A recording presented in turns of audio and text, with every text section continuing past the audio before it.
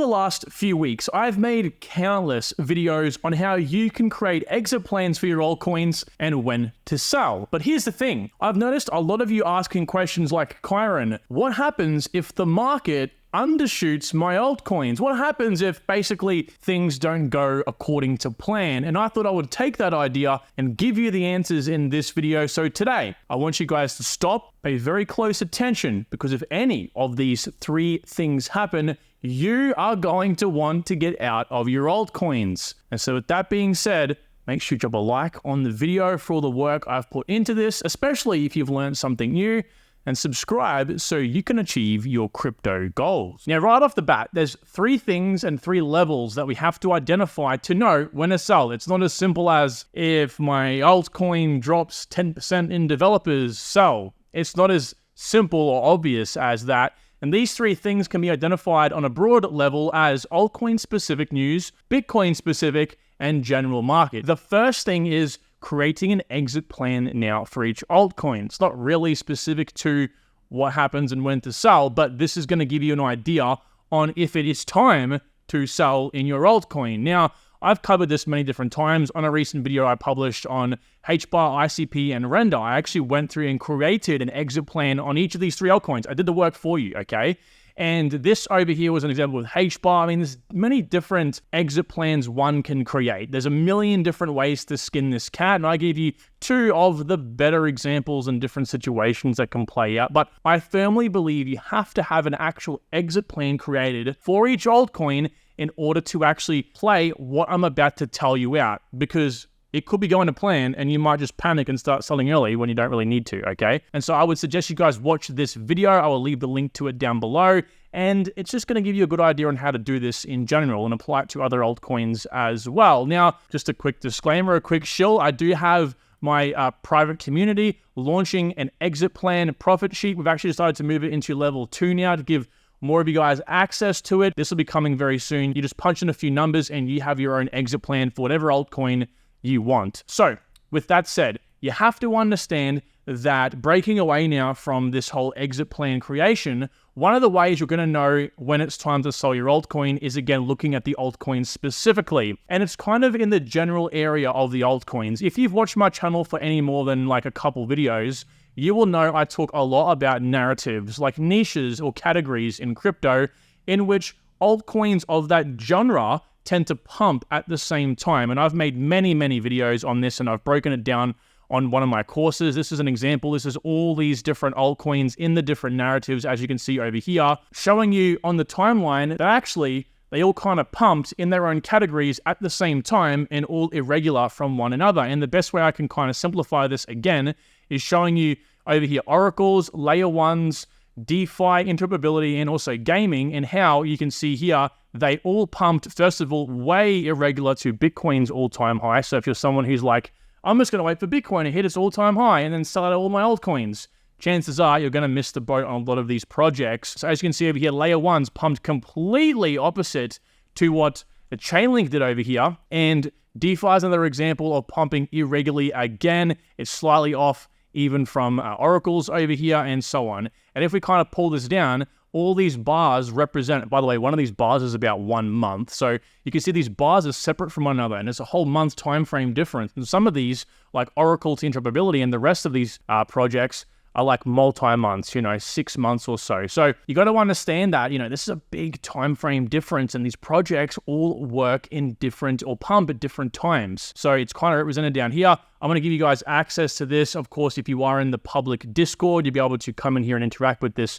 chart to look into yourself. And this whole time frame from here to here was 8 months. So these all pumped 8 months from one another. Kind of crazy when you think about it like that. And so that's why I put a big emphasis on narratives when I talk about them in my videos, finding the biggest and most popular narratives like I'll speak about over here. I'm looking to fill my main portfolio of high demand narratives, right, which will pump likely the most in the bull run. So where I'm kind of going with this is, if you're someone looking to get out or know when it's time to get out, find the narrative. If the narrative itself has had its time, if the narrative has had its pump, it's like early 2025, and you're in a DeFi project and you're wondering to yourself, hey, has it been all said and done? Have a look at the narrative. If the narrative hasn't had its time to shine, chances are that project still has room to grow. Chances are it still will pump. Of course, this is all in respects to Bitcoin and the overall market sentiment.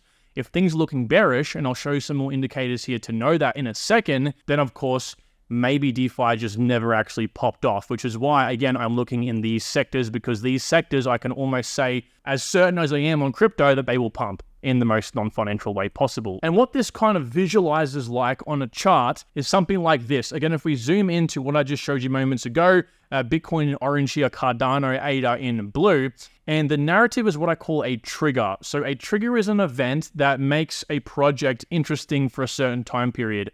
So we have something called popularity. This is part of my Pumpamentals research method. And that's basically an update. It's like a roadmap event, for example, or an announcement that is really unforeseen. We can't prepare for those in advance, like a roadmap we can. Or it's something that pretty much just brings in demand, an exchange listing and all that. But we never have the largest pump until we have its narrative pump. Narrative pump 95% of the time is when altcoins, all of these altcoins, pumps the hardest. So plain and simple, that's when to know to sell. If you're someone down here looking at ADA, again, this was like, a lot of people did think that this might have been the top for Bitcoin. If you're down here and ADA's, probably trading at like, what, $2, the max was $3, and you're thinking to yourself, hey, is this time to sell? Well, again, have a look at, whether layer ones have pumped yet. And if they haven't, right, there's been no massive moment, there's been no blow off top, then chances are it hasn't. And so with that said, there is a frequency involved with this. You want to periodically not just, of course, check the narratives themselves and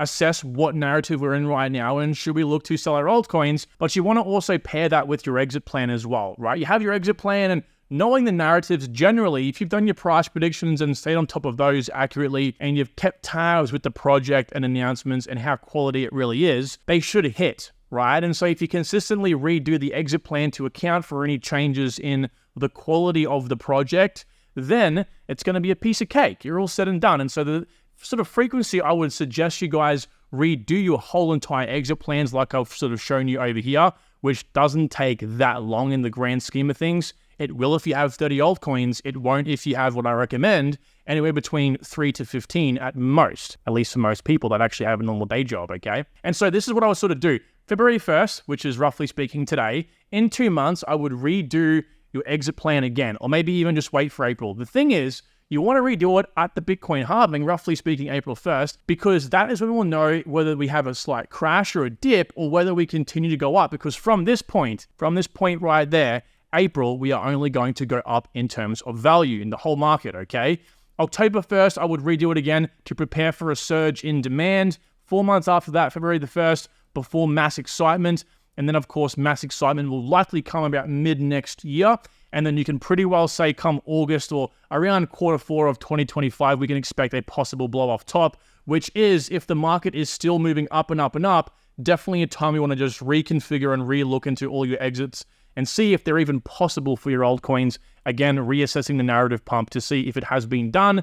And if it's been done and said, you're likely not going to have a second chance at selling your altcoin again at hitting those levels. So I would recalibrate from there. The second thing we have to consider here is when to sell in terms of time frame, okay? Because this is the general market we're talking about here. This was a prediction I brought out mid last year in June, I think-ish. And what I predicted based on pure data, again, I'm not saying I'm an expert here, I just use the data. We actually were bang on 6 months before anything came up. We said clearly over here in the videos publicly online, you can go find it, market should start picking up in December of 2023 because the data told us back in these two situations that that's what would happen, okay? It's just data. And what the data has also told us is that exactly from halving to top in the last two cycles, exactly to the day, 548 days or 1.5 years, we've had the very top of the cycle. Again, that is, let me repeat myself here, 548 days from the halving, the Bitcoin halving, to the top of the cycle, exactly to the day in the last two cycles. So is it going to happen again? Well, if it does, roughly speaking from April 1st, we now know that the halving is likely to occur sometime about mid-April. So earliest, we can expect the cycle to end October 30th, 2025. So basically, November-ish, the cycle should top over. So that's something you want to keep in the back of your mind, not just, of course, to say this is when I'm going to get out, potentially, of my projects, no matter where they currently are in the cycle. Again, I play things risk to reward, right? You can, maybe at the time, maybe in 1.5 years, you might think to yourself, hey, it's October or maybe it's September. Things are looking quite good right now. I'm going to keep holding. You can play that game. It's a risk to reward. I like to be on the safe side. I like to just get out and make sure I'm safe. I know what it feels like to hold your crypto through a bear market because you didn't sell because of that reason, because you got greedy. And that is what I will not do and not teach on this channel. And the second thing that this really provides us is dates in which we can look to begin putting our final positions in, which is June and July this year, because that'll give us like 3 to 4 months buffer room before 12 months so we don't get hit with capital gains, which means we essentially more or less save about 50% of all of our profits from being taxed. So we're talking about thousands or hundreds of thousands of dollars in savings. So overall, this is all playing out to the T exactly. So for all you guys saying it's going to end in 2024, I say follow the data. And the data right now, as I just told you, this was predicted forecast 6 months out from where we were in December. Things looking pretty eerily similar. Okay, so with that said, again, make sure you are looking to exit at that time, no matter what. Another trigger I really want to tell you guys about, so important, is the Bitcoin 200-day moving average. Now, this is Bitcoin on the last cycle, from this dotted line over here to over here, okay? And the green line's Bitcoin's price action, and all this does is take the last, 1,458 days, or the last 4 years, the last cycle, basically, and spits it onto the next, 4 years, and it kind of spits out rough prices based on the previous action and the 200-day moving average. But the thing with the 200-day moving average, and what I will tell you all and highly suggest you think about here, is that when the market breaks the 200-day moving average, we typically find that prices move up or down from there. And this is going back into what I was saying a second ago. You can decide not to listen to this or pay attention to this when it actually comes time to, do things like sell or buy back in maybe, but it's always risk to reward. I would rather follow the data and the information and actually get out just in case things don't go the way I hope they will. So if Bitcoin's price breaks above the 200-day moving average, price goes up. If it breaks down and sustains down, chances are prices will remain down. Of course, as you can see at this point over here, it broke above the 200-day moving average. And what happened? Well, we came up, we came down, but we remained above that moving average until, of course, we finally broke back down over here. When we're actually in the cycle itself, we came down, we tested it, we stayed down, it was looking quite worrying. We came up, we broke above, we stayed above, and of course, that was the sort of top of the cycle in the last bull market. Now, here's the thing. Again, it's sustained. If it sustains lower, it's probably a good idea to sell. If it can't break back above the 200-day moving average, chances are it is time again to sell. Just like we can see over here, broke down below the 200-day, nothing to really worry about at this point. Again, broke down again. You might have decided to sell over here. Probably wouldn't have been a bad idea. Again, when you pair this with the data that we have, like I just told you, right? When we have this data, when we know, like I kind of point out over here, that come Q4, roughly speaking, of 2025, if we continue to close beneath the 200-day moving average like we did here, chances are, like if it does it down here, for example, based on the timing, based on the 1.5, year halving to top theory, that we are likely to fall lower. Again, that's all it's really based on in this point, which makes the most sense. Again, risk to reward, you might be wrong. Maybe Bitcoin comes back up and then spikes to $200,000, but you've taken the best action with the data that's been given. And of course, we have all this information over here to still play out. So who really knows? But this is what I would definitely be looking out for. Now, the last thing I will say here is what happens if Bitcoin's price goes to a certain level. And this is actually important because you don't want to be overexposed when Bitcoin's going up and up and up, just like it was when it was back at $60,000, $69,000. We're all like $100,000. Everyone was screaming $100,000 for Bitcoin, and it never actually got hit, because no one puts numbers behind things in crypto. I'm looking at 125,000 to 175,000 max for Bitcoin. Okay, I had this at 200,000 a second ago, but it was a mistake. So, you don't want to be overexposed. I don't think Bitcoin will hit 200,000. That's a prediction of mine. And if we kind of extrapolate that prediction and think about it in logical terms, well, $175,000 Bitcoin, the market cap would have to be $3.5 trillion, given that I've factored in the supply as well. This will be, roughly speaking, the supply almost to the 1,000th block-ish. So very accurate over here, $150,000 Bitcoin, the market cap's just under 3 trillion, and $125,000 Bitcoin is about 2.5 trillion market cap. So this extrapolated again tells us that if Bitcoin maintains roughly 50% dominance, that we will find a $5, $6, and $7 trillion global market cap, meaning every $25,000 Bitcoin goes up, it's going to have $500 billion injected in it and about $1 trillion injected in the overall global market. So ask yourself, is that possible?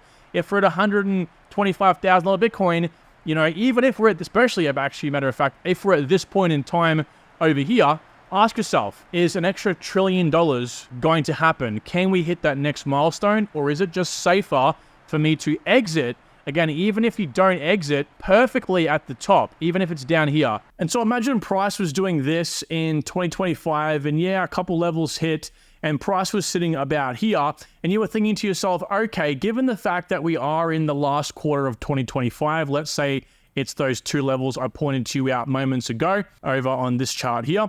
And you're sitting here going, okay, well, Bitcoin, and everyone's calling for 150,000. Bitcoin's at 125,000 right now. And also, my narrative peak has been hit for whatever that project is. In this case, it's HBAR's chart, of course. Ask yourself, is it worth it? Is the risk to reward in my favor? And of course, in this case, as I said, the risk far outweighs any reward of that higher upside happening. So, not financial advice, if this was me, I would look to scramble the rest of the possible levels, take all the profit, because for me, it's better I take as much profit as I can rather than half or none, or even worse, holding my bags so I'm in the negative for the next 4 years. And of course, we are going to revisit this as a channel for free and of course in the private community with you. So make sure you're subscribed, guys, because I keep it real, daily content, of course, and we're going to consistently review this as the next, 1.5 to 2 years plays out. So guys, I wish you nothing but the best. If you are,